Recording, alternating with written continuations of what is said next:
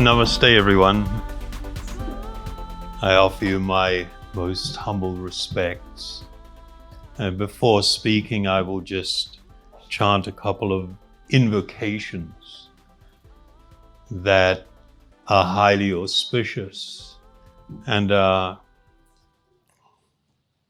invocations of respect to my spiritual teachers, to the lineage that I belong to, and to the Supreme Soul. Om Agnatimrandasya Gnajana Salakaya Chaksuru Militanyena Tasmai Sri Guruve Namaha.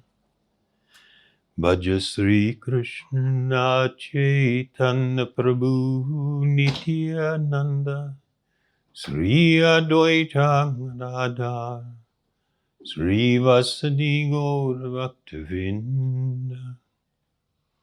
Hey Krishna Kauruna Sindhu Deenabandhu Jagatpate Gopisha Gopika Kanta Radha Kanta Namostute.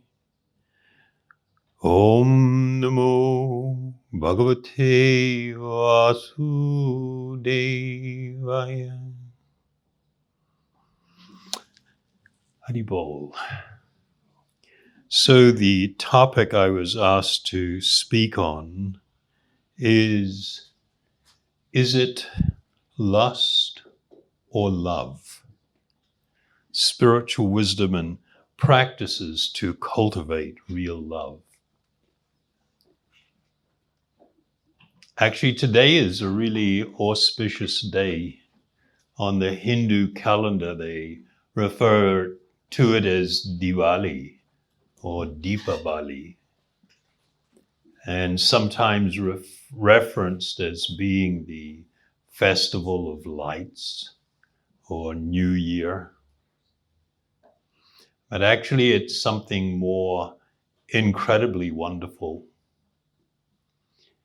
It deals with, in the most ancient of times, an incarnation of the Lord known as Sri Ramchandra,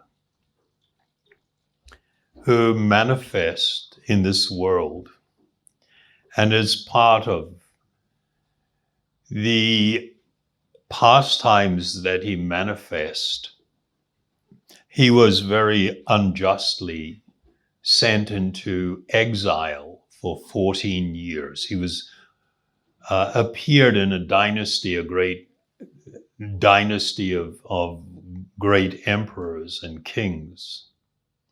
And it was his own father who was manipulated to render this punishment upon him. And during that time, he underwent many austerities and performed amazing deeds. And the finale was a great battle with a demonic force in the form of Ravana, whom he defeated. And this coincided with the end of his period of exile. And so some great sages prepared a mystic airplane for him made of flowers that flew in the sky and brought him back to the kingdom that he was from in Ayodhya, the great capital of that kingdom.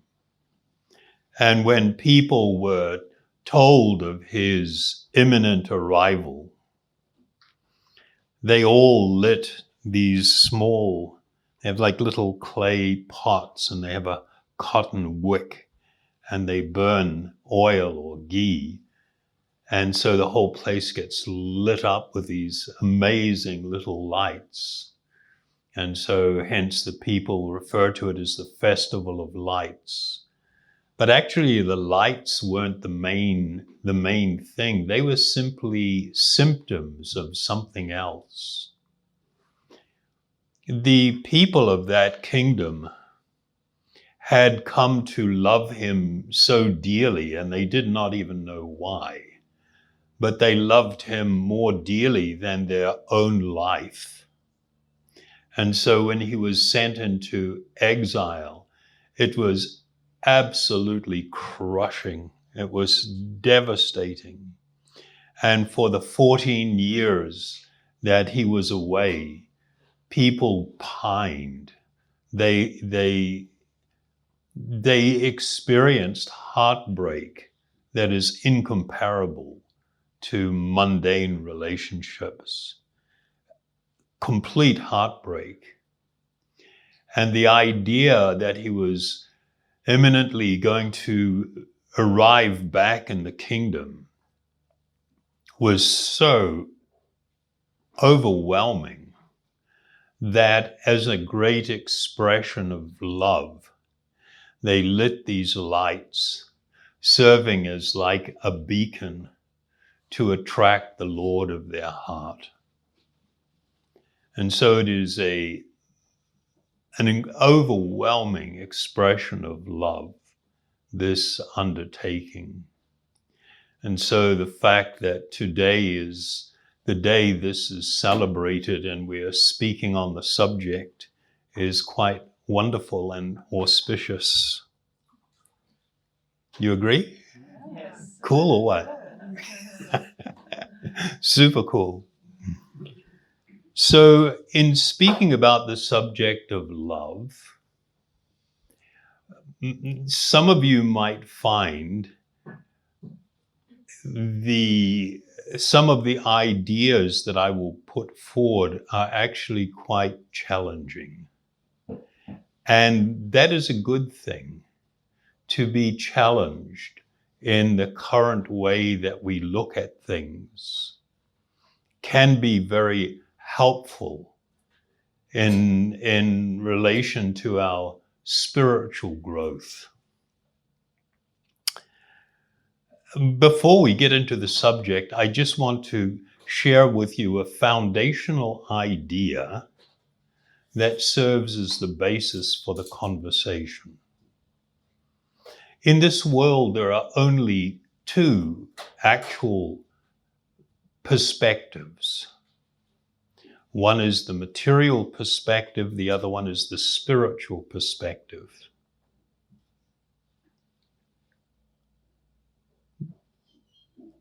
The great and ancient teachers and great yogis and sages, since time immemorial, came to experience a reality. This was known as enlightenment or self-realization, of the fact that the material body is not us. It is a temporary residence. We are residing within this body temporarily. We will reside in it for some time, and then we will forcibly have to vacate. And the most astonishing thing is that everyone is utterly caught up in the false idea that the body is me. And so if I have a female body, I say, I am female. If I have a male body, I say, I am male. If my body is of a particular size or ethnicity or racial group, if it's of a particular age, I say, I am this or I am that. And it was considered very heartbreaking to the ancient teachers that people adopted this way of living where they clung to this false idea to the very end, and then abandoning their body at the time of death, they were utterly lost. What will happen now? Is that cool, or is that a bummer idea? It is what it is, right? And as part of the great journey, the inward journey of self-discovery to discover my actual identity, there was the understanding that many of the things that we chase in this world actually originate from the spirit soul itself. For instance, the desire for happiness is actually a spiritual desire. But if we are just lost in the idea that the body is the self, then I will seek to fulfill that need. It's not just a hope or a wish, it's a need. That need for happiness through things that stimulate only my body and mind. And spiritually, I remain malnourished. Apart from the desire for happiness, the biggest driver of all people is the desire to love and to be loved. We hope for it. We long for it. We deeply desire it.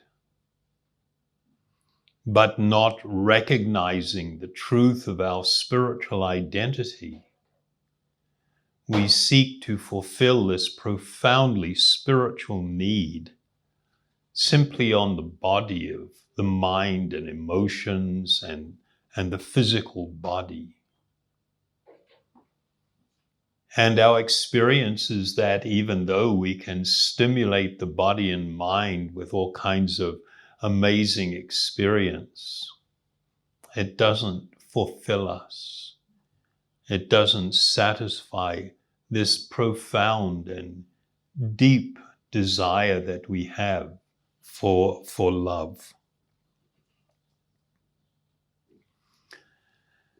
So since we're going to talk about love, one of the big problems that we have is a lack of a real clear definition of what is love. What is it?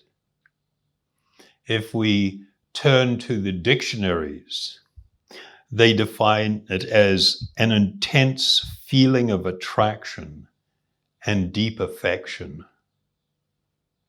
That's a dictionary definition, a common one. And we know, I am taking it that you are here because you have an interest in things which are spiritual. And when you hear that definition, you know that that's not just shallow, that's misleading. It's actually misleading. What people define in this world is, and they use the term falling in love. Why falling? Isn't it when you fall, you get hurt?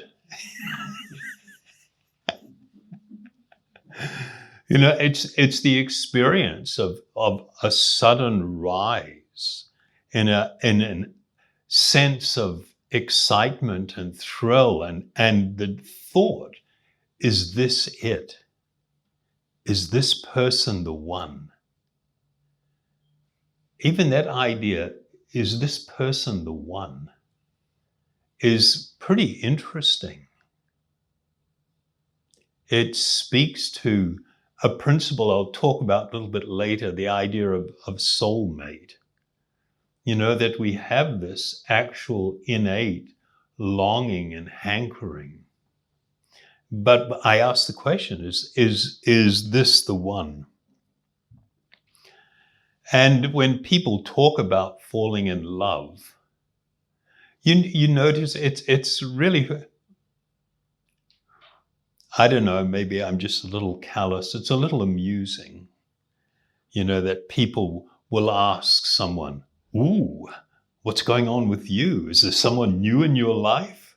And it's kind of like when a person has that experience is beginning to awaken, they sort of radiate a different presence and things, right? You know what I'm talking about? Or I'm the only one that knows about this. No, this is a common thing. Everybody talks about it. They ask that question. Ooh, who are you seeing? What's going on? Because somebody's feeling a little happy and heady, and and a little emotionally intense in what's considered a positive way. This experience is just always accompanied by this huge hope. This hope and this desire and anticipation for something absolutely wonderful. That thing that I truly need. The problem is with what's going on, it's principally psychological and to a lesser degree physiological. And people equate that experience, that thing that's happening to their mind and body, as being love. And this is considered by experts to be incredibly unfortunate. They've done studies for over 30 years in the UK. There's a whole slew of them. And they've really examined, in the case of very young people, like early teenagers, when they have that experience too early, when people are emotionally and mentally immature, and they become overwhelmed by that big rush and associating that with love. What happens, and it usually doesn't take that long, that initial feeling withers and begins to fade. And then it's a question of what are you left with? And when young people in particular begin to have those experiences at too early an age, they often become serial relationship hoppers because they've associated that rush, that emotional rush and experience as being love. And when it's no longer there, I am no longer in love. And if I'm no longer in love with this person, why will I hang out with them? I need to find someone else who will light up that experience again. And what it does is it leads to this outcome that as people mature, but they're carrying this erroneous idea, they become unable to stay in and become really committed to relationships and move beyond that initial rush and to actually begin to find what is actual love. So we live in a society where this has become a very prominent idea over the last, more so over the last 50 or 60 years than previously in time. Many people are unaware how rapidly society is changing, that many of the things, the ideas that we may adopt are new, are experimental, and not part of human history, thousands of years of human development, where people actually responded and behaved and framed things differently. There's been this massive shift, particularly in the last 100 years. The problem with the idea of falling in love is you can also fall out of love.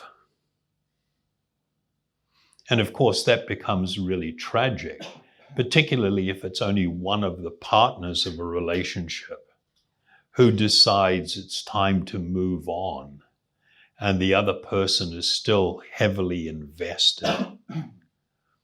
Then they suffer tremendous heartache and heartbreak. It's extremely unpleasant and really disorienting. And of course, when people become more inclined to the whims of the mind and the emotions and are just going to respond and chase those things, you end up with a society of older people who are living alone, terribly lonely and heartbroken, and wondering, what was that all for? What was that about? Are you guys okay with me talking like this? Yeah? I think there's a massive need for a quite heavy dose of reality.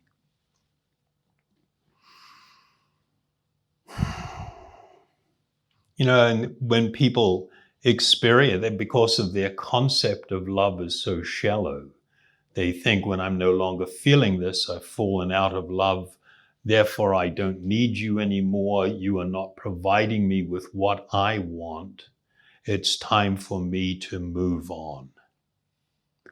What a crap idea. My God, that's just like amazingly selfish, amazingly self-centered. And then it raises the question, well, if this is the real person manifesting, was what they were thinking was love, was that also massively selfish and self-centered? Or have they gone from being very selfless and giving to now being cruel and self-centered and hard-hearted and moving away? What is it? What is the reality? We live in a very challenging time where over the last 100 years, people have they've been fed this message, just as part of the development of the consumer society, that you are the most important person in the world. And your emotions and feelings are paramount. And you don't have any higher duty in life than fulfilling your own desires and wishes and satisfying your own feelings. And society has not actually lived like that. For thousands of years, they didn't live like that. This is a relatively modern phenomena. And of course, we see what's the result. You know, levels of great unhappiness that's unparalleled in history. Rises of, mental health issues and depression and all kinds of things that we've never seen before. Even when people were being pillaged and suffering droughts and wars and all kinds of difficulty, you didn't get the pervasiveness of Great Depression, that an unhappiness that's pervasive in society. I've had the enormous fortune for the majority of my life to be living primarily in third world countries, or what used to be called third world countries, but countries with very old cultures. And people have different value systems and experience a level of contentment and happiness. It's not perfect, far from perfect, but way better than what's going on in many of the developed countries.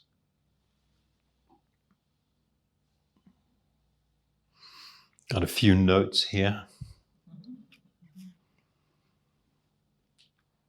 So, big point, and really take this one to heart. You know, we have to be intelligent. Our heart is soft. Our heart is something that we should be very protective of. We should not be taking massive risks, particularly when we see symptoms, when we see the red flags, and we still, you know, go, oh, I'm doing it anyway. It's like, you know, when what people call love and relationships are usually founded on a great deal of dishonesty. Everybody hides all of their bad stuff. They don't want the other person to see things that they know they may not like. And so everybody wants to put up a good face. So they want to hide their bad stuff and just try to show all the good stuff. And then in the other person, when they see red flags, they're so quick to dismiss it. Like, you know, it'll be okay. But people are like icebergs. In relationships, you only see 1/10 of what's going on with that other person. 9/10 of it is sort of like hidden away. And so if you're seeing little signs that are signs of danger, then no, it's going to get much worse as soon as everybody gets to know each other and the initial rush wears off a little bit. But this idea of falling out of love, and when I don't love this person anymore, I can walk away from that. This idea of great self-interest is actually classified in ancient Vedic teaching as being lust. The word is kama. This is not karma, K-A-R-M-A. This is K long A, K-A-M-A, kama. And what it speaks to is not just sexual desire, which is how it's commonly used in the Western world, the word lust. But it addresses an intense self-centeredness, which is selfishness. And we understand that if a person is driven by this in seeking a relationship with somebody else, then whatever they're feeling is not actually love, because the focus is myself and what I'm getting out of it. If I'm thinking I'm getting something out of it that I value or like or appreciate, then I'm all in.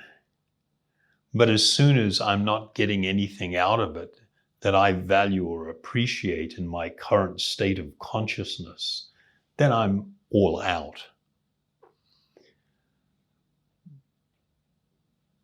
Pain time.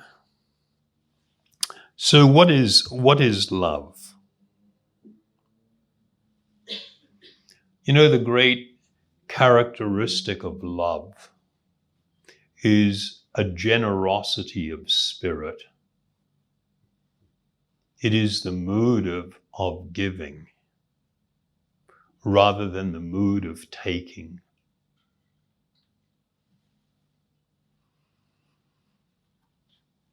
It's actually tremendous giving of oneself. It is about compassion. It is about caring. It is about a very deep and caring intimacy.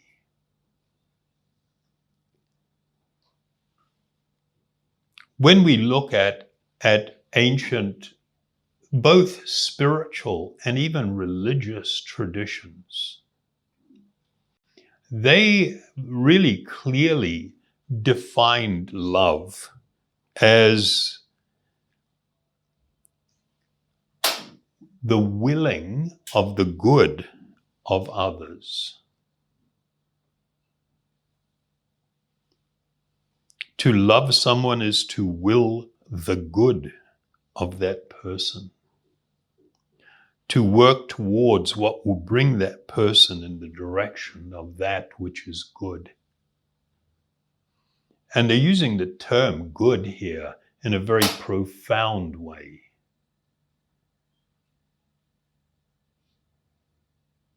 When you care so much for someone that you only want to see them experience that which is good,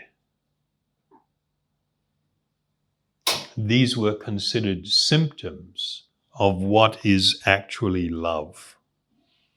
And unfortunately, in more modern times, there has been a lot of hyper sentimentalized descriptions of love. Oh, love is never having to say I'm sorry, you know.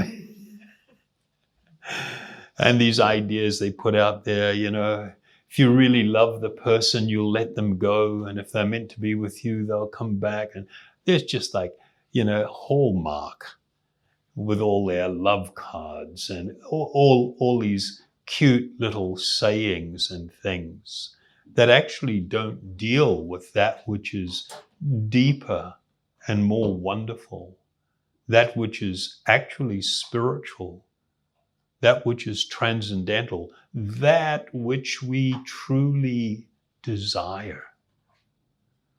You know, even when people in this world are in a very nice relationship, they can still fantasize about a more perfect love. Somebody might watch a movie or something that sort of, you know, shines a bit of light on something more perfect and wonderful, and everybody feels in their heart, if only. We won't say it, but, you know, yeah, the person I'm with is okay. We get along. It's all good. Not a problem. But wow, that idea, you know, we have that notion because it comes from a deeply spiritual place, something that is truly part of who we really are.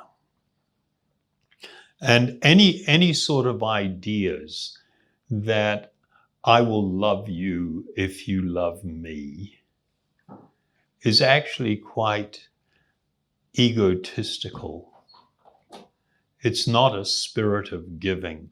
I can remember the first time I saw it. I lived in the Philippines for many years, and I was a young guy, and my wife thought it'd be educational for me to check out a movie that's by this really famous and acclaimed director.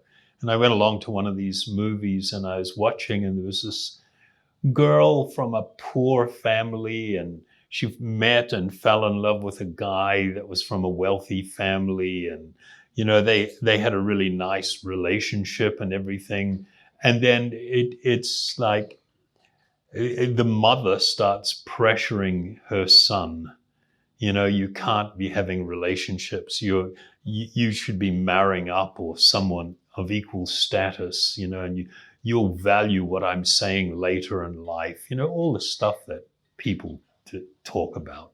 So he ends up cutting off the relationship, and then the girl comes to his house after, you know, him ignoring her one night, and she's standing in the street, and it's beginning to rain, and she's there, and she's throwing some stones up on the window. They had these really cool windows with capiz shells and old Spanish style, and the guy slides the window open, and then she's there in the rain begging him and declaring her undying love.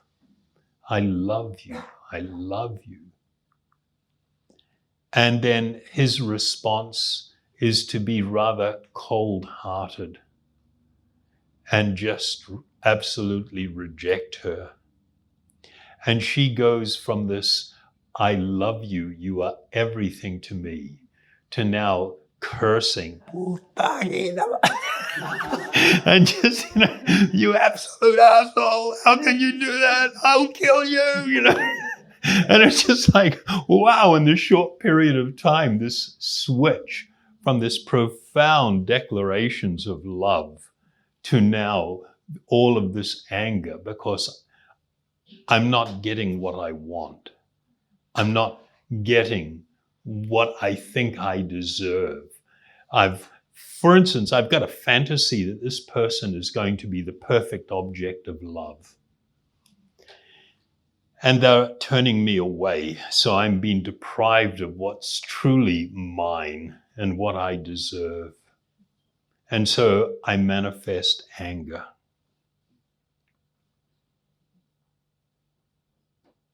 We see this in a lot of what I will just broadly define as material relationships, where people have, they call them really hot relationships. And you'll notice that the hot relationships are also very rocky. They go through this intensity, particularly sexually oriented, to massive fights. There's no kind of like middle ground. And there are, of course, quite profound spiritual reasons for all of this. So we do need to address this deficit that hangs over us, this desire for love. Do take on board that this is a spiritual desire. And it's there for a reason, because it is part of our nature. But in this world, it's so sad. People have such a hard time building even healthy relationships.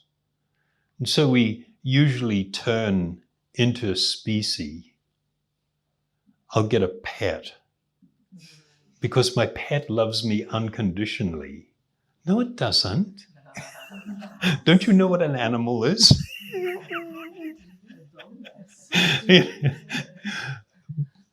I'm not, being critical, but it is important to look at things in a realistic way for us to find real solutions to this great love deficit in our heart. I mentioned earlier the idea of a soulmate, and people actually, that became a big thing more in the 80s, not really in the 70s, in the 80s and the 90s, and it's still going.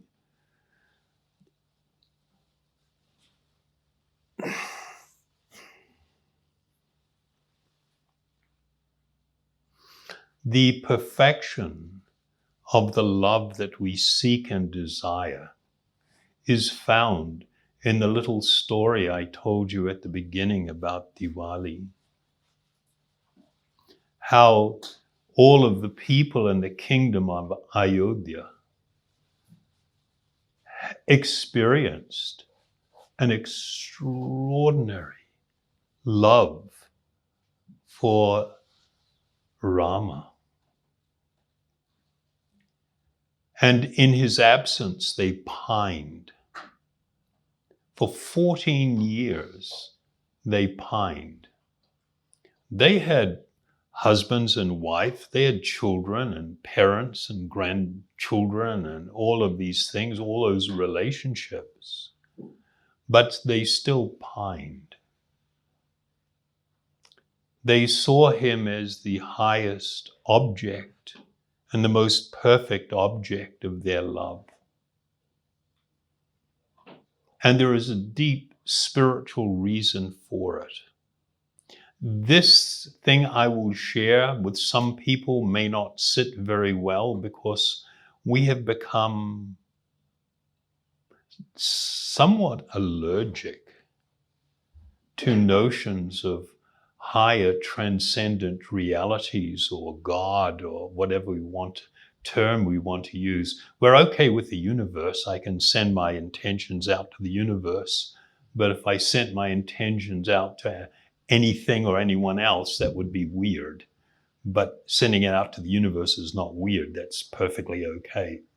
And it's sort of like, from my perspective as being, a student of spiritual life, of studying it for over 55 years more in this current tradition I'm connected with. And before that, in the Ashtanga Yoga tradition, it's sort of like, whoa, things have really taken a bit of a turn that's actually not healthy for us. Then an ancient text called the Brahma Samhita, there is a verse. This is Samhita, literally means like hymn. It's a special category of Vedic text. And this was meant to be the hymn of the creator of this particular universe, Brahma. And he says that the living being is eternal. Let me just pause there. I'll share this because this is important. You are an eternal being. You do not die. You cannot die. You are eternal. When you leave the body dies, but you have not died. You've just moved on. You are eternal. So the living being is eternal, and for all eternity,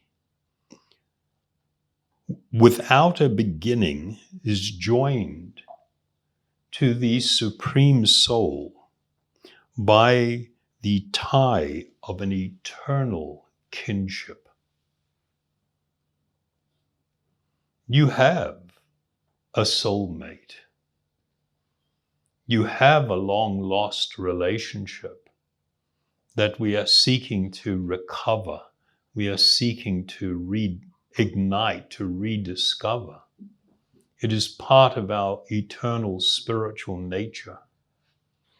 And it is for this reason that even if we find a wonderful person and share great intimacy with them and get along really well, it's not the highest perfection that we always seek. And when we have lost the plot and become so focused on this idea of the body that I have on is me, this is who I am.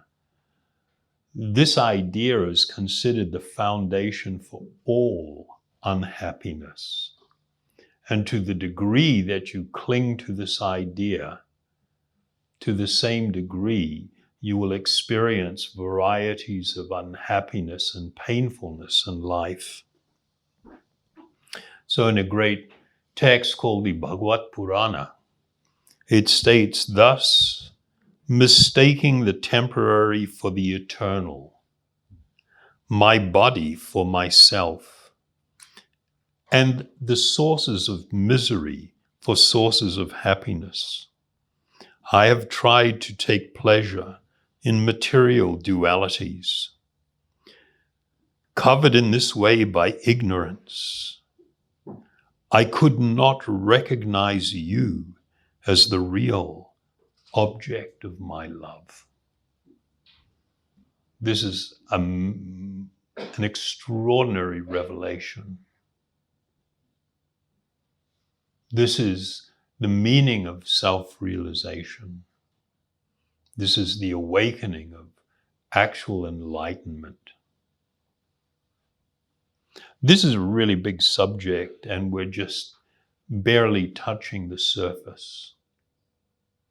Know that your desire to love and to be loved is a spiritual desire. You will not perfectly fulfill that desire with another temporary personality. You may have wonderful relationships, but you won't be able to perfectly fulfill that desire.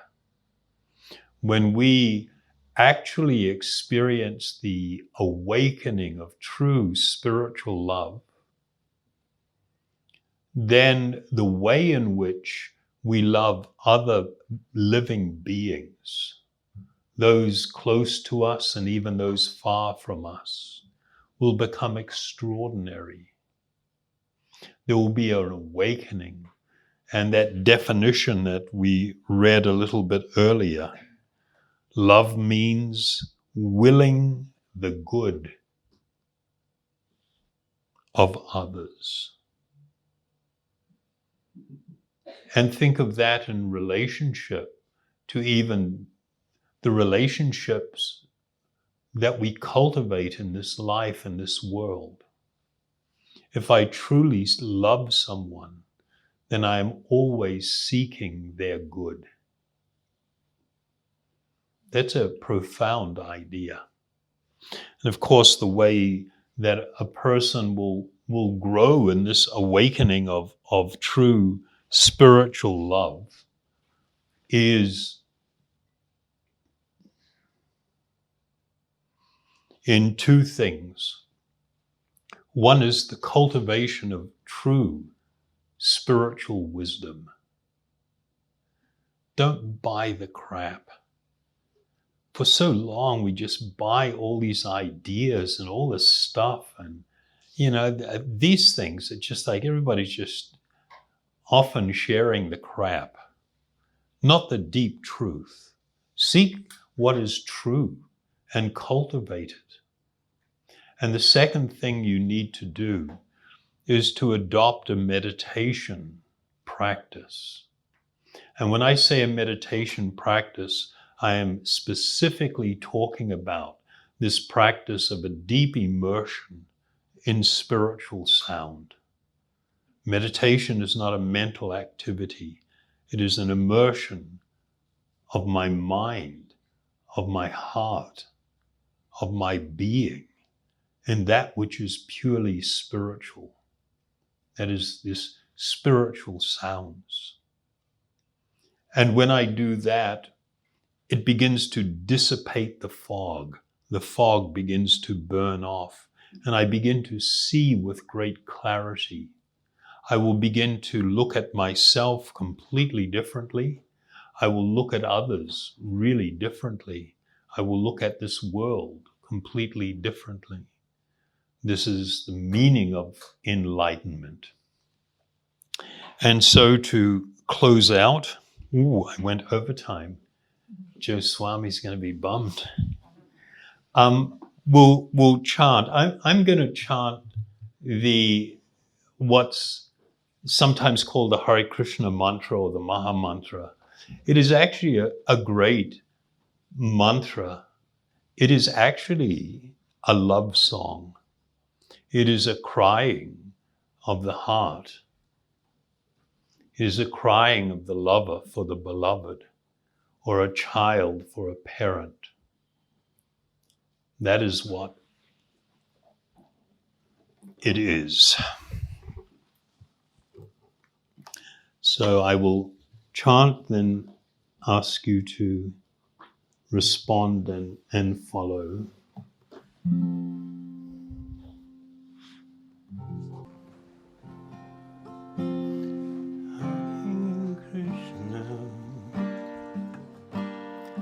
Hare Krishna, Krishna Krishna, Hare Hare, Hare Rama, Hare Rama, Rama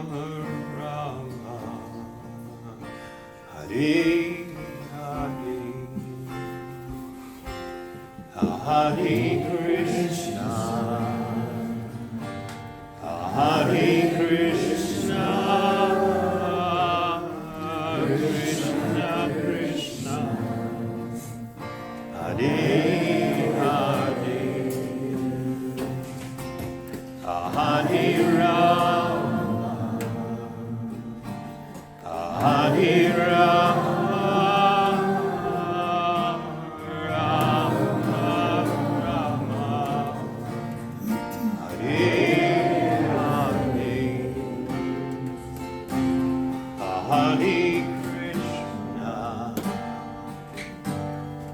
Hare Krishna, Krishna Krishna, Hare Hare, Hare Rama, Hare Rama, Rama Rama, Hare Hare Krishna, Hare Krishna, Krishna Krishna, Hare Hare, Hare Rama, Hare Rama,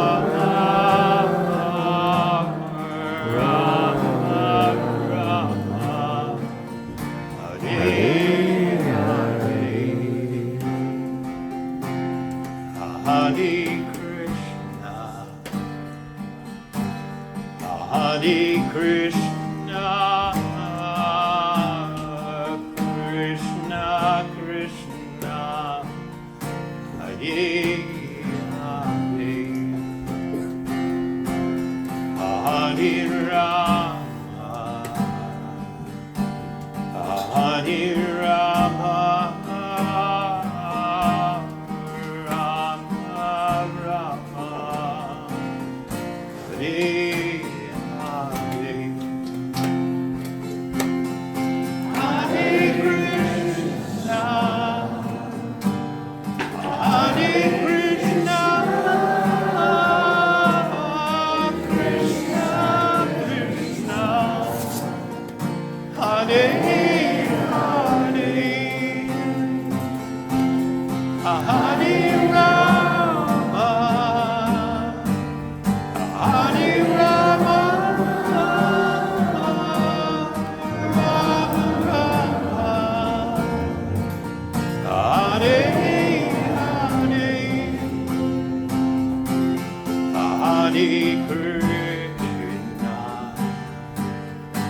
Hare Krishna,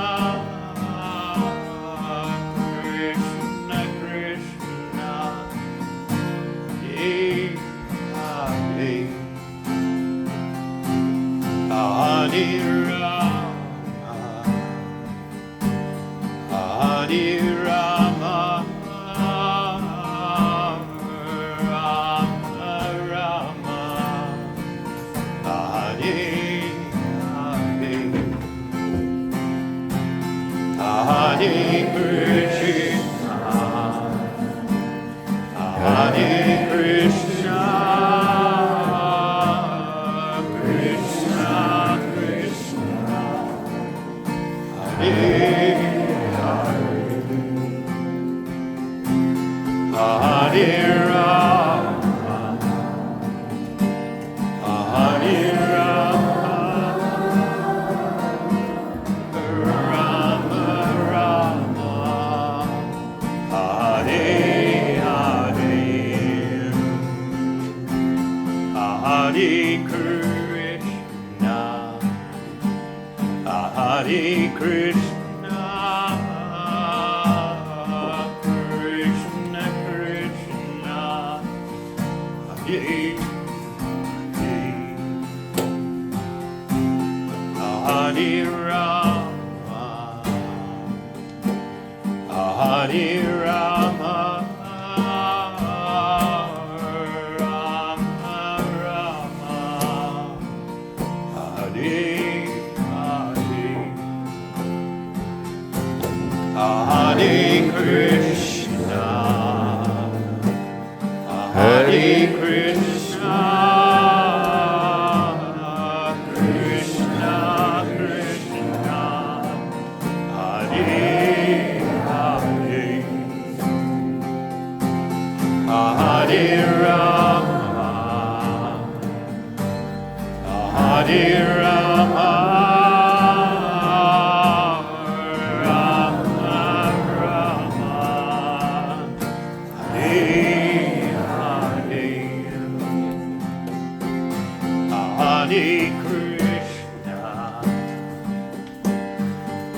Hare Krishna,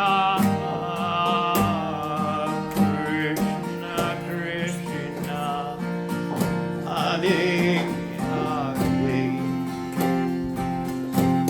Hare Rama, Hare Rama, Rama Rama, Hare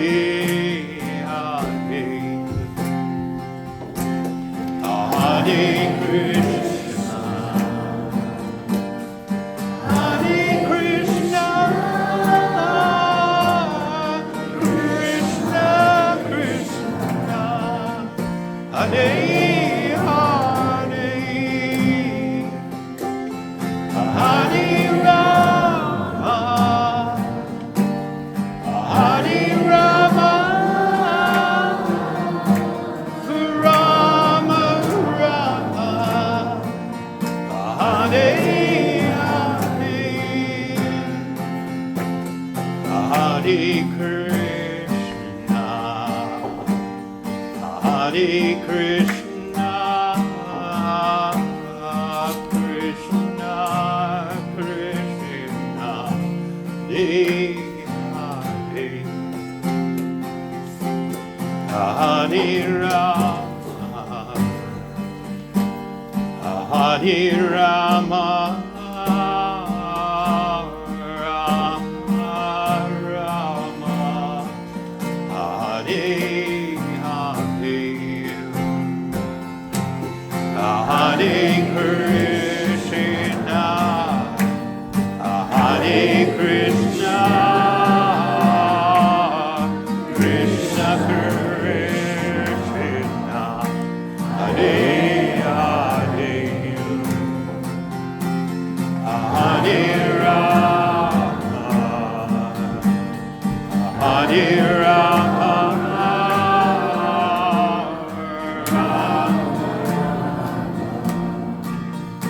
Hare Hare, Hare Krishna, Hare Krishna, Krishna Krishna, Hare Hare, Hare Rama, Hare Rama, Rama Rama, Hare Hare,